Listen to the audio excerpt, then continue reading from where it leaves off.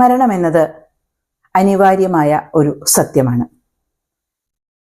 മുതിർന്നവർക്ക് മരണം എന്നതിനെക്കുറിച്ച് അറിവുള്ളതുകൊണ്ട് തന്നെ അവർ നേരിടുന്ന അത്ര അനായാസമായി പലപ്പോഴും കുട്ടികൾക്ക് നേരിടേണ്ടി വരാറുമില്ല. കുട്ടികളെ നമ്മളത് അറിയിക്കാറുമില്ല. വസന്തത്തിലെ സ്കൂൾ അവധിക്ക് ടോമോഗെക്വാൻ അടച്ചിരിക്കുകയാണ്. അവധിക്കാലം കഴിഞ്ഞ് സ്കൂള് തുറന്ന ദിവസം അസംബ്ലി ഹാളിൽ എല്ലാവരുടെയും മുന്നിലേക്ക് കൊബായാഷി മാസ്റ്റർ വന്നു നിന്നു. അങ്കണത്തിൽ സമ്മേളിച്ചിരുന്ന കുട്ടികൾക്ക് മുന്നിലായി താഴ്ത്തിപ്പിടിച്ച തലയുമായാണ് അദ്ദേഹം നിന്നത്. അല്പസമയത്തേക്ക് അദ്ദേഹം ഒന്നും മിണ്ടിയില്ല. പിന്നീട് പോക്കറ്റിൽ നിന്ന് തൂവാലയെടുത്ത് മുഖമൊന്ന് തുടച്ചു. കുട്ടികളെ ആകെയൊന്ന് നോക്കി.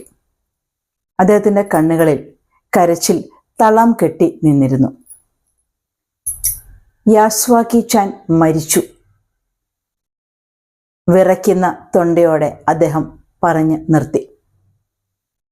ശബ്ദം താഴ്ത്തി തുടർന്നു. ഇന്ന് അവൻ്റെ ശവസംസ്കാരമാണ്. നമുക്കെല്ലാവർക്കും ഒരുമിച്ച് അങ്ങോട്ട് പോകണം. എനിക്കറിയാം, അവൻ നിങ്ങൾക്കെല്ലാവർക്കും പ്രിയപ്പെട്ടവനായിരുന്നു. എനിക്കും. ആ വാക്കിന് ശേഷം അദ്ദേഹത്തിന് സംസാരം തുടരാനായില്ല. കുട്ടികൾ സ്തംഭിച്ചു നിന്നുപോയി. 2 കാര്യങ്ങളാണ് അവരെ വിഷമിപ്പിച്ചത്. ഒന്ന്, യാസ്വാക്കി ചാനിൻ്റെ വേർപാട്. രണ്ടാമത്, അവരുടെ പ്രിയപ്പെട്ട മാസ്റ്റർ അവരുടെ മുമ്പിൽ നിന്ന് കരയുകയാണ്. ഹോ, ഇത്ര പെട്ടെന്ന് മരിക്കോ? ടോമോഗെക്വാനിലെ കുട്ടികൾ, ടോട്ടോ അടക്കമുള്ള കുട്ടികൾ ആദ്യം അങ്ങനെയാണ് ചിന്തിച്ചത്. അന്നുവരെ ആ സ്കൂളിൽ ഉണ്ടായിട്ടില്ലാത്ത ഒരു നിശബ്ദത അന്തരീക്ഷത്തിൽ തളം കെട്ടി നിന്നു. എങ്ങും ഭീതിതമായ ഒരു മൗനമായിരുന്നു. ഇത്ര പെട്ടെന്നൊക്കെ എങ്ങനെയാ മരിക്കുക? ടോട്ടോ ആലോചിച്ചു. അങ്കിൾ ടോമിൻ്റെ മുറി എന്ന പുസ്തകം താൻ വായിച്ചിട്ട് യാസ്വാക്കിക്ക് കൊടുക്കണം എന്ന് പറഞ്ഞിരുന്നാണ്. അത് താൻ വായിച്ചു കഴിഞ്ഞിട്ടില്ല. പിന്നെ എങ്ങനെ ഇനി അവനിത് കൊടുക്കുക? അവൾ ആകെ കുഴപ്പത്തിലായി. ആ പുസ്തകം വായിക്കാൻ അവൻ എത്ര ധൃതിയായിരുന്നു. അവധി കഴിയുമ്പോ കൊണ്ടുവരണോട്ടോ. 2-3 പ്രാവശ്യം സ്കൂൾ അടയ്ക്കുന്ന സമയത്ത് അവൻ അത് തന്നോട് പറഞ്ഞിട്ടുണ്ട്. ടോട്ടോ ചാൻ യാസ്വാക്കിയുടെ വളഞ്ഞ് വികൃതമായ വിരലുകളെക്കുറിച്ച് ആലോചിച്ചു. അവളുടെ വിരലുകളേക്കാൾ മൃദുവായതും വെളുത്തതുമായിരുന്നു എപ്പോഴും അവൻ്റെ വിരലുകൾ. ഒടുവിൽ കണ്ടത് എപ്പോഴാണ്? അവൾ ആലോചിച്ചു. വസന്തത്തിലെ അവധിക്ക് തൊട്ട് മുൻപാണ്. അപ്പോഴും അവൻ തന്നോട് പറഞ്ഞത്, അങ്കിൾ ടോമിൻ്റെ മുറി വായിച്ചു കഴിയുമ്പോൾ ആദ്യം എനിക്ക് തരണം കേട്ടോ എന്നാണ്. ആദ്യമായി യാസ്വാക്കിയെ കണ്ടത് അവളുടെ ഓർമ്മയിലേക്ക് വന്നു. കുട്ടി എന്താ ഇങ്ങനെ നടക്കണേ? അവളുടെ ആദ്യത്തെ ചോദ്യമായിരുന്നു. അതേ, എനിക്ക് പോളിയോ വന്നതുകൊണ്ടാ. അവൻ്റെ ഉത്തരവും അവളുടെ മനസ്സിൽ മുഴങ്ങിക്കേട്ടു. ശാന്തമായ ഉത്തരം, അവൻ്റെ നേർത്ത പുഞ്ചിരി, മുഴങ്ങുന്ന ശബ്ദം, പിന്നെ നിശബ്ദത. ആ പഴയ വേനലൊഴിവില് അവർ 2 പേരും മാത്രം അറിഞ്ഞ മരം കയറ്റത്തിൻ്റെ ആഹ്ലാദം, ആനന്ദം അവന് വലിയ ഭാരമായിരുന്നു. എന്നിട്ടും ടോട്ടോ അവനെ ഒരു വിധത്തിൽ മരത്തിൽ ഏന്തി എത്തിച്ചു. അത് കഴിഞ്ഞ് അവരിരുവർക്കും തോന്നിയ ആത്മസംതൃപ്തി. ഒരു വലിയ ക്ലാസ്സിലെ കുട്ടിയായിട്ടും ചെറിയ ക്ലാസ്സിലെ ടോട്ടോ അവന് നീട്ടിയ സഹായഹസ്തം സ്വീകരിക്കാൻ അവനൊരു മടിയും ഉണ്ടായിരുന്നില്ല. അന്ന് മരക്കൊമ്പിലിരുന്ന് അമേരിക്കയിലുള്ള ടെലിവിഷൻ എന്ന വിശേഷപ്പെട്ട സാധനത്തെക്കുറിച്ച് യാസ്വാക്കി പറഞ്ഞതൊക്കെ അവളുടെ മനസ്സിലേക്ക് വന്നു. അതൊന്നും ഇനി ഒരിക്കലും ആവർത്തിക്കില്ല എന്ന് ടോട്ടോയ്ക്കറിയാം. മരണം എന്നതിൻ്റെ ഭീകരത എത്രയാണ് എന്ന് അവൾക്ക് തിരിച്ചറിവായിട്ടില്ല എങ്കിലും ആ കഴിഞ്ഞുപോയ ദിവസങ്ങൾ, യാസ്വാക്കിയുടെ ഒപ്പമുള്ള ആ നിമിഷങ്ങൾ, അതൊന്നും ഇനി ഒരിക്കലും ഉണ്ടാവില്ല എന്നത് മാത്രം അവൾക്ക് വ്യക്തമായി. ആ പഴയ കോഴിക്കുഞ്ഞുങ്ങളെ പോലെ ടോട്ടോ എത്ര വിളിച്ചാലും അനക്കമില്ലാതെ കിടന്ന അവയെപ്പോലെയായി അവരുടെ യാസ്വാക്കിയും. ധനൻചോഫുവിലെ യാസ്വാക്കിയുടെ വീടിന് എതിർവശത്തുള്ള പള്ളിയിലായിരുന്നു ശവസംസ്കാരം. ജിയുഗോക്കയിൽ നിന്ന് അങ്ങോട്ടേക്ക് നിരനിരയായി ടോംബോഗെക്വാനിലെ എല്ലാ കുട്ടികളും തല താഴ്ത്തിപ്പിടിച്ച് നടന്നു. കുട്ടികളൊക്കെ നിശബ്ദരായിരുന്നു. ടോട്ടോച്ചാൻ മുഴുവൻ സമയവും തല കുനിച്ചാണ് നടന്നത്. ചുറ്റും കാണുന്ന ഒരു കൗതുകങ്ങളും അവളെ സ്പർശിക്കുന്നേ ഉണ്ടായിരുന്നില്ല. ആ കൗതുകങ്ങൾക്കായി അവൾ നോക്കിയിരുന്നുമില്ല. ആ ദുഃഖവാർത്ത കൊബായാഷി മാസ്റ്റർ പറയുമ്പോഴുണ്ടായിരുന്ന ആ വികാരമല്ല ഇപ്പോൾ അവളിൽ നിറഞ്ഞിരിക്കുന്നത്. കേട്ട നിമിഷത്തിൽ തോന്നിയ ഞെട്ടലിൽ നിന്ന് അവൾക്ക് ആകെ ഒരു സ്തംഭന അവസ്ഥയാണ് ഇപ്പോൾ തോന്നുന്നത്. തീവ്രമായ എന്തോ ഒന്ന് മനസ്സിൽ ഉണ്ടായിക്കൊണ്ടേയിരിക്കുന്നു. ആദ്യം കേട്ടപ്പോൾ തോന്നിയ കടുത്ത ദുഃഖത്തിൽ നിന്ന് ഇപ്പോൾ അവൾക്ക് എന്താണ് തോന്നുന്നത് എന്നതുപോലും അവൾക്ക് മനസ്സിലാവുന്നില്ല. അവൾക്ക് ആകെ വേണ്ടിയിരുന്നത് യാസ്വാക്കി ചാൻ എന്ന അവളുടെ പ്രിയപ്പെട്ട കൂട്ടുകാരനെ ഒരിക്കൽ കൂടി കാണുക, ഒരിക്കൽ കൂടി അവനോട് സംസാരിക്കുക, അവനോട് ഇനിയും എന്തൊക്കെ അവൾക്ക് പറയാനുണ്ടായിരുന്നു. ആ തോന്നൽ ടോട്ടോയെ വിമിഷ്ടപ്പെടുത്തിക്കൊണ്ടേയിരുന്നു. അടക്കാനാവാത്ത പാരവശ്യത്തോടെയാണ് അവൾ നടന്നത്. ലില്ലിപ്പൂക്കളുടെ വെളുപ്പ് നിറം കൊണ്ട് പള്ളിമുറ്റം നിറഞ്ഞിരുന്നു. അവിടെ യാസുവാക്കി ചാന്റെ പ്രിയപ്പെട്ട അമ്മ, സഹോദരിമാർ, അച്ഛൻ, ബന്ധുക്കൾ എല്ലാവരും നിന്നിരുന്നു.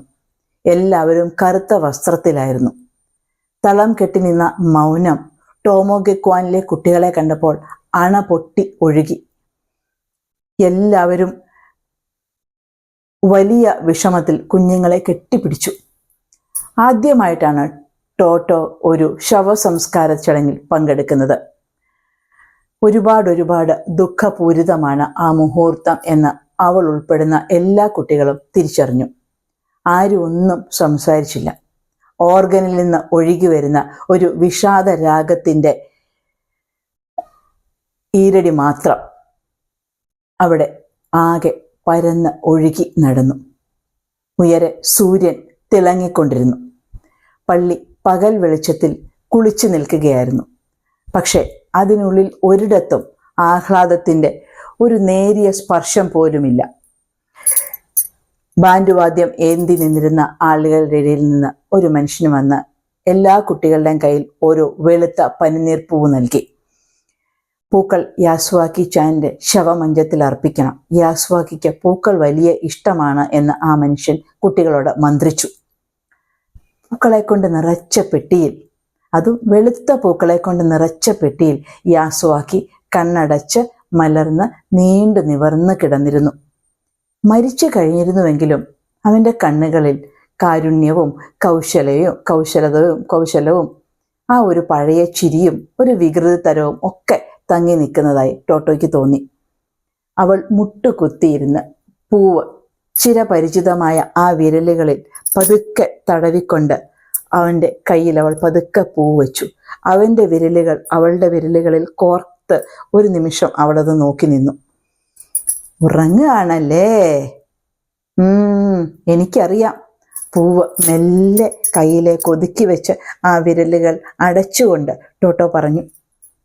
ചിലപ്പോ നമ്മൾ വലുതാകുമ്പോൾ എവിടെയെങ്കിലുമൊക്കെ വെച്ച് വീണ്ടും കാണുമായിരിക്കും യാസ്വാക്കി. അപ്പോഴേക്കും ചിലപ്പോ നിന്റെ പോളിയോ ഭേദമാവും.